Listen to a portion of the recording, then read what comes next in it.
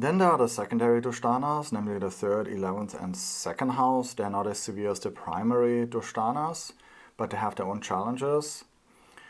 So the 3rd house represents our will and effort to overcome challenges, right? Problems are normal in life, but when we use our common sense and put our energy into it, then we can always find a solution. So the 3rd house really has to do with those everyday difficulties that require our attention, but with knowledge and skill, we can deal with them effectively. So let's say a person has the 4th lord in the 3rd house, right? So then, sort of on a daily basis, a person needs to make an effort to, deal with issues related with their home and family, right? Perhaps they need to make effort, let's say, with a family member. Need to talk to them, communicate with them, resolve a disagreement, or perhaps they need to make efforts also towards finding inner peace and emotional well-being, right? So maybe there's sort of a need for them on a regular basis to, listen to some soothing music, or paint a beautiful picture that somehow or another gives them that calmness. Okay, so the 3rd house really, it creates a difficulty that, with effort and skill, we can manage. The 3rd house is also the 8th from the 8th, and so there's a sense of crisis and a change that is needed. However, this experience is not as intense and unexpected as that of the 8th house, right? Because the 3rd is also the 2nd from the 2nd. And there is a sense of security and stability. And so the 3rd house allows us to come up with a plan, right, to prepare for a change, and then also, of course, move through the change with focus, discipline, and determination. It's certainly the 8th house that can cause huge disasters and unexpected shifts in our life. But the 3rd house is quite different. It's more like a story that we might, tell our friends of, what just happened and how we, quickly had to sort of made some changes or had to deal with some problem. It's the intense 8th house stuff that we wouldn't, necessarily tell our friends about, even years later, because they might just be either too shocking or too embarrassing or just too painful to talk about.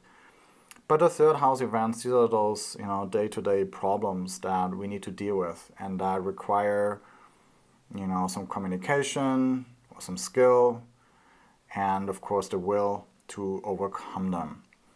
Now, again, depending on the condition of the planet in the 3rd house, we are better or worse at dealing with, those everyday issues.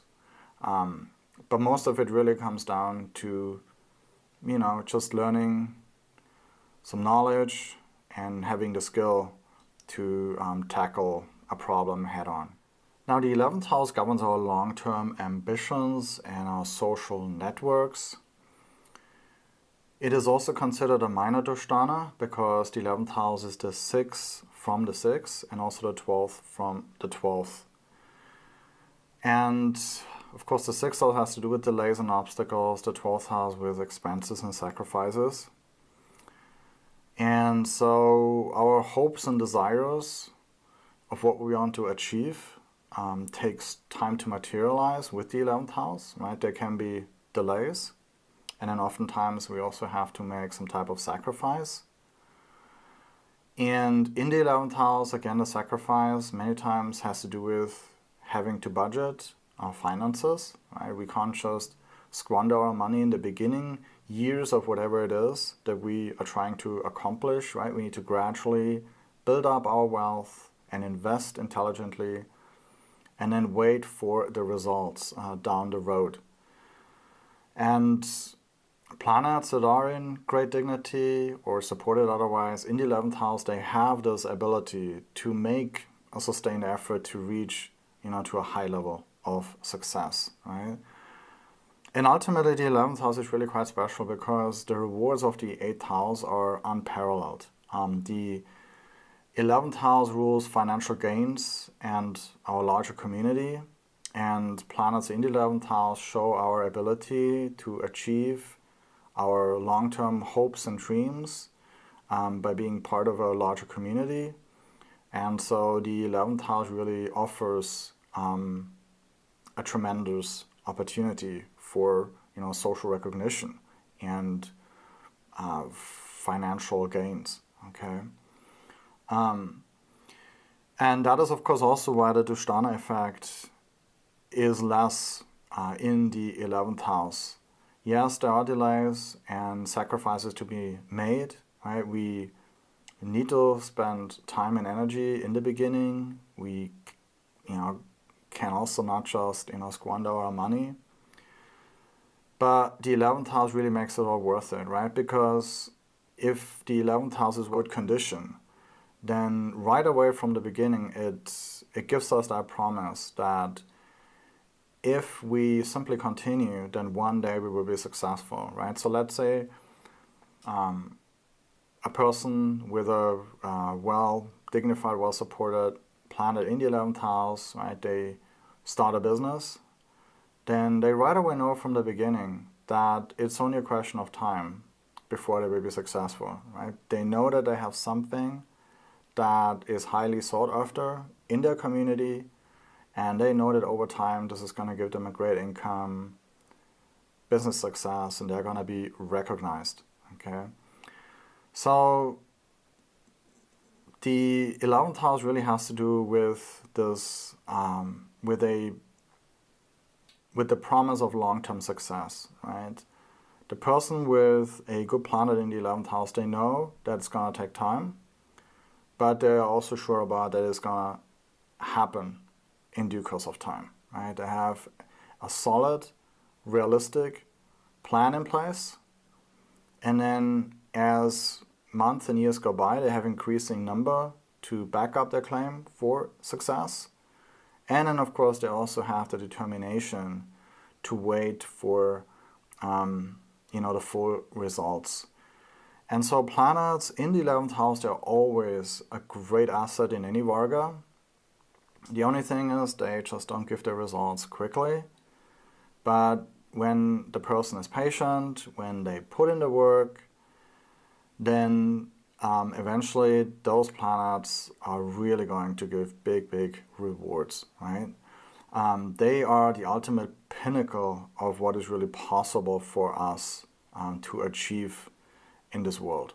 The second house is typically not considered a Dushtana by many astrologers, but Parashar still labels it as one because it carries a subtle burden.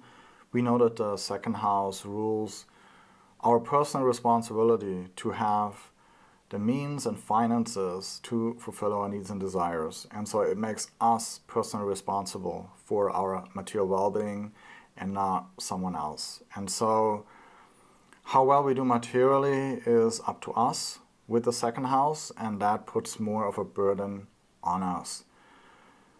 Whereas the auspicious houses, they just make things fall into place, right? And we don't have to worry about anything, we don't have to worry about money. But planets in the second house, they indicate our own personal responsibility for money to be available, okay? And so therefore there's a bit more of a burden that is placed on us with the second house. Now the second house certainly is not a terrible house. It's just not as nice and effortless as those auspicious houses, the angles and trines. But it is the least cruel of all the Dushtana houses.